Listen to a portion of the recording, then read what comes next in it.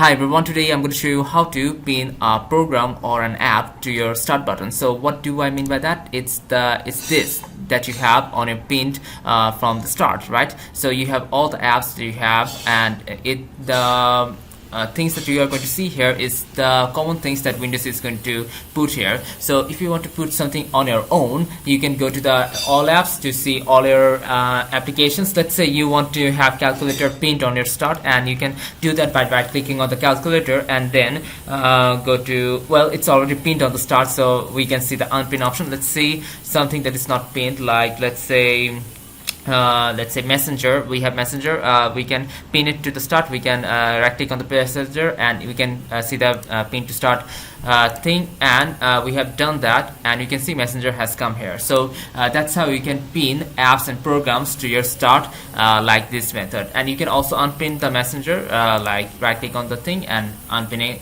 it from the start. So that's how you can do it, and thank you everyone for watching this video.